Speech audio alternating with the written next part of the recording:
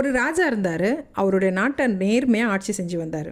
அவருடைய நாட்டுக்கு திறமையான, தைரியமான, புத்திசாலியான ஆட்கள் எல்லாம் ராஜ்ய பதவிக்கு தேவை அப்படின்னு ஒரு போட்டி ஒன்று தண்டோரம் மூலமாக மக்களுக்கு செய்தியாக தெரிவித்தார். அந்த செய்தியில் இப்படி ஒரு போட்டி இருக்குது, அதற்கு தகுதியான நபர்கள் எல்லாம் ஒரு இடத்துல கூடணும் அப்படின்னு சொன்னது அந்த செய்தி. போட்டினாலும் வந்துச்சு. விதிமுறைகளை காவலாளிகள் அறிவித்தாங்க. விதிமுறைகள் என்ன அப்படின்னா, தூரத்தில் ஒரு கதவு இருக்குது, அதற்கான சாவிகள் பக்கத்திலே வைக்கப்பட்டிருக்கு. ஆனால் அந்த சாவிகளில் ஒன்று மட்டும்தான் சரியான சாவி. அதை எடுத்து நீங்கள் கதவை திறக்கணும். வாய்ப்பு ஒரு முறை தான் கொடுக்கப்படும்.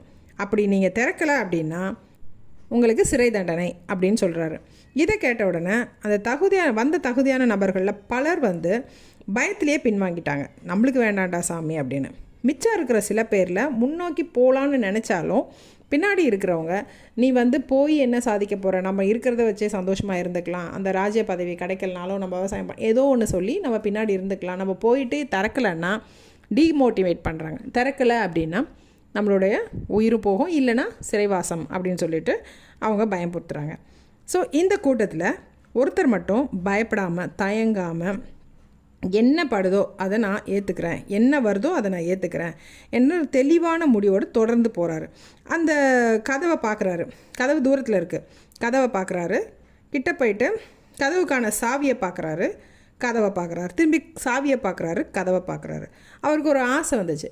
அந்த கதவை சும்மா தொட்டு பார்க்கலாம், அதோட பிரம்மாண்டத்தை பார்த்தோன்னே நம்ம தொட்டாவது பார்த்துடலாம் அப்படின்னு சொல்லிட்டு அந்த கதவை போய் தொட்டு பார்க்குறாரு. தொட்டு பார்த்த ஆச்சரியம் என்னென்னா, கதவு தொட்ட உடனே திறந்துக்குச்சு. அப்போ தான் அவருக்கு தெரிஞ்சது, ராஜா புத்திசாலியான, திறமையான ஆட்களை தேர்வு செய்யறதுக்கு இது வச்ச ஒரு தந்திரமான ஒரு போட்டி அப்படின்னு.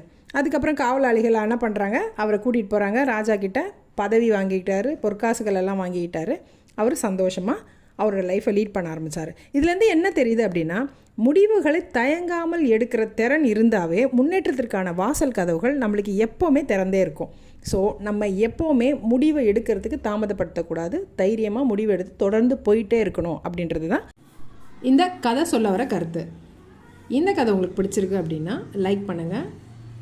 இந்த மாதிரி டெய்லி கதை கேட்கணும் அப்படின்னும் போது இந்த சேனலை சப்ஸ்கிரைப் பண்ணிவிட்டு தொடர்ந்து வாங்க. பாய்.